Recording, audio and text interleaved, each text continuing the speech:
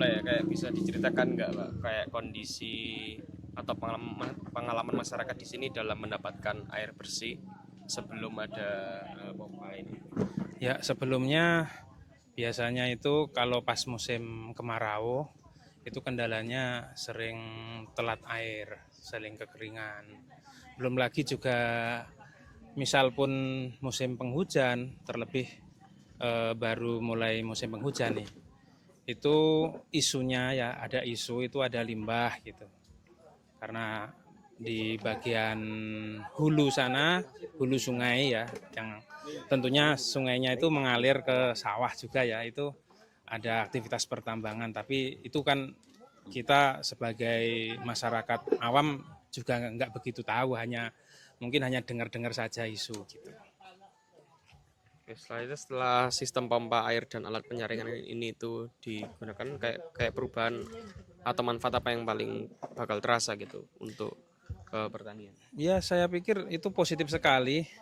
Eh, Harapannya mudah-mudahan kedepannya nanti bisa meningkatkan produktivitas dari pertanian itu sendiri atau bahkan berkelanjutan untuk air yang bisa dikonsumsi juga. Jadi eh, kalau sampai detik ini sih karena ini masih baru ya, jadi mungkin belum merata. Cuman harapannya ya nanti bisa lebih merata lagi. Bagaimana tanggapan masyarakat saat pertama kali sistem pompa tenaga surya ini diperkenalkan? Apakah langsung diterima atau sempat ada ragu gitu? Kalau tanggapannya sih sebenarnya itu beragam. Kalau lebih positifnya itu ya diterima, tapi ada beberapa masyarakat yang belum tahu itu apa sih gitu. Tapi saya pikir semuanya pasti menerima, apalagi sudah tahu arah dan tujuannya, manfaatnya ke depannya gitu. Menurut Bapak, kayak apakah sistem ini tuh mudah digunakan oleh masyarakat sehari-hari setelah melihat atau mencoba tadi? Kalau yang saya tangkap ya, saya pribadi ya, menurut saya yang saya tangkap tadi itu pada akhirnya masyarakat sini bisa, namun memang perlu ada semacam transfer knowledge. Jadi perlu sosialisasi dari tim terkait, dari tim pusat yang mungkin mengadakan proyek ini ya. Dan saya ucapkan ini banyak terima kasih ya. Terima kasih banget pokoknya sudah mau dan sudah bersedia melirik ke kampung kami ini ya khususnya. Ya mudah-mudahan nanti semuanya bisa mendapatkan manfaatnya, terutama di sekitar pemasangan instalasi jaringan PLTS ini yang ada pompa airnya gitu ya. Selanjutnya, bagaimana proses pemeliharaan sistem di sini itu dilakukan? Kayak apakah akan ada kegiatan rutin dalam pembersihan panel surya atau pengecekan mesin yang direncanakan mungkin oleh warga atau seperti apa? Kalau itu menurut saya itu lebih ke yang ahli saja. Jadi kita butuh seperti yang saya bilang sebelumnya tadi transfer knowledge dulu. Jadi kalau kita sudah dapat transfer knowledge untuk proses maintenance itu nanti kita ngikut, tapi ya tujuannya memang untuk menjaga agar supaya nanti alatnya ini awet tentunya gitu, bisa bermanfaat dalam jangka yang kontinu yang lama ya. Selanjutnya, kayak bagaimana bentuk dukungan dari masyarakat terhadap sistem ini sejak awal hingga sekarang? Kalau dukungannya ya gimana ya? Ya yang jelas antusias menyambut uh, mulai dari mungkin salah satu dari warga atau masyarakat yang mempunyai lahan di dekatnya itu seperti mungkin kalau yang bisa kita lihat uh, di dekatnya sumur bor ini ya yang ada PLTS-nya ini itu ada semacam penerangan, itu kan termasuk bagian dukungan dari warga ya. Jadi istilahnya kan sumur bor ini lokasinya kan juga di pinggir jalan dan minim penerangan.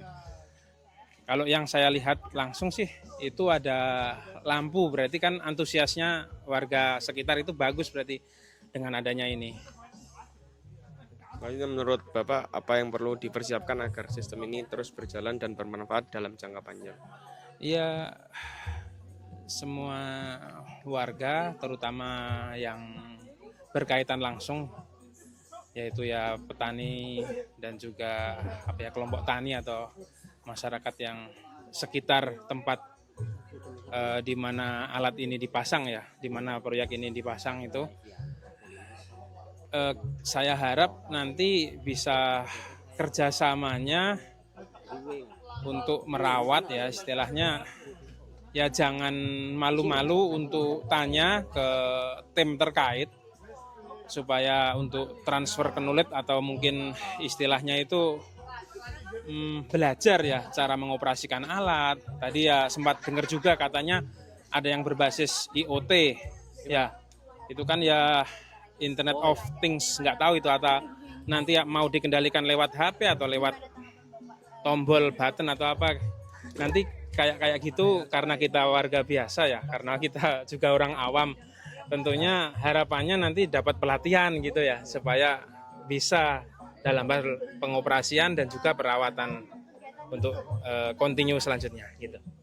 Terakhir dari pengalaman yang ada, faktor yang paling penting agar proyek seperti ini bisa berhasil dan tidak berhenti di tengah jalan atau mangkrak gitu, apa kira-kira?